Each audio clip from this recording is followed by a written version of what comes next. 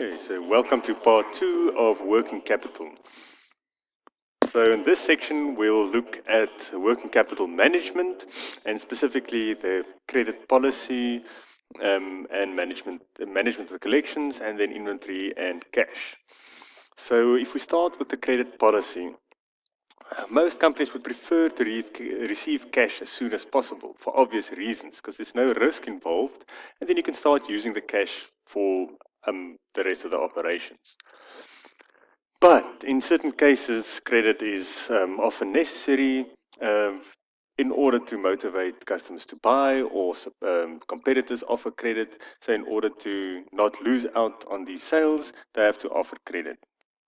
But there are certain costs involved. So some of these costs include bad debts, financing the debtors, because for the time that you are waiting for the cash, you've already paid for the products that you had to sell or manufacture, so you have to finance the shortfall, which we saw in part 1, and then the administration of managing the collection of these debtors. Because if you just leave them, they might not pay. So there's a trade-off between increase in credit sales or debtors and then the increased sales that you make. So the goal is to increase the net profits in relation to the relevant risks. So obviously the more credit sales we have, the more risk we have, but the more possible profits. We looked at that in part 1 as well. So profit will always increase when sales increase, so long as there's a positive contribution. So obviously you can't sell for less than your costs, because then you'll reduce your profit for increases in sales. So the controllable factors in when you increase the sales are the quality of the product. So if you want to sell more, you could increase the quality of the product compared to the competitors in order to motivate people to buy from you. You could reduce the price. So if it's a price-sensitive product, reducing the price would increase the sales. And then the third thing is to change the credit policy, so to offer credit. So credit policy is one of the things that we can do to manage or to increase our sales, and then consequently our profits.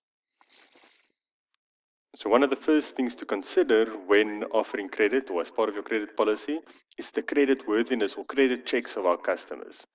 So when we look at the credit worthiness, we have to look at the attitude of the customers, the credit history, so do they pay their other suppliers, financial position, so can they afford it, can they offer any security, and the environment we're in. So if you think of the current environment in South Africa, there's a big problem with people not paying their credit because they're under pressure because of inflation and the strength of the rand and so on. So the credit worthiness, then next the credit policy. So this might include sending warnings or statements or reminding letters, and then handing it over to collection agencies. So change in the collection policy will influence the following: the sales, the collection period, bad debts, and the percentage of customers who take discounts. So if we offer very generous credit terms, then our sales will increase. That will go along with the increase in the collection period, because that's part of slackened collection policy. This might increase our bad debts because we sell more and more to people who can't afford it. And then the percentage of customers who take discounts will depend on the amount of discounts we offer, but obviously the higher discount, the less cash we receive in the end. So then we might also offer settlement discounts. Settlement discounts encourage customers or that bought on credit to pay earlier than what they normally would have paid or that the terms require. And then the benefit of these increased or earlier cash flows needs to be balanced with the cost of offering the discount, because you'll get less than the full amount. Then we've got an example here to analyze a change in the credit policy, which I'll do in a next video, and you can follow the link here. If you don't see the link, I haven't recorded that clip yet, otherwise you'll see the link here. We need to manage accounts receivable, and then the amount of trade receivables outstanding is influenced by two things. First of all, the volume of credit sales. So the more we sell on credit, the larger the amount outstanding, and then the length of the time between the sales and the collection. So the longer we offer credit for, the higher the balance outstanding would also be, and then obviously the risk. So accounts receivable balance is the credit sales per day times the collection period, so the number of days outstanding. That ties back to our calculation of collection period days. So the aim is to increase the sales overall and then shorten the collection period, so the time that it takes the customers to pay. But obviously there's a trade-off between the two. So a debtors age analysis could be used to analyze the collection patterns. So there's an example. So the percentage of total receivables, in this case you can see there 70% of customers that buy on credit pays within the first 15 days, 20% in the next 15 days, 6% between 1 and 2 months, and then 4% over 6 months. So those 4% are probably not going to pay, especially if the terms are only 30 days. So this way we can analyze the situation and then manage the outstanding amount. Okay, similar to accounts receivable, inventory is also driven by the level of sales. So the more we sell, the more inventory we need to keep, a safety stock, and this comes at a cost. So it might include storage, insurance, the risk of obsolescence or damages or getting stolen.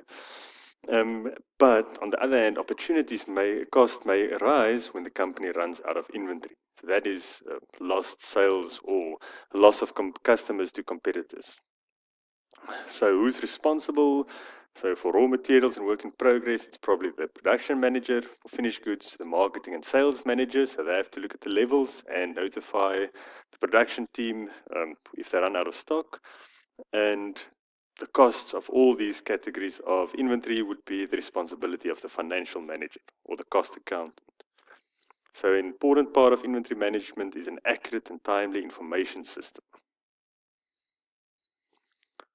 Then after trade receivables, or debtors and inventory, the third type of working capital is cash. And cash needs to be managed because holding unutilized cash on hand has a high opportunity cost.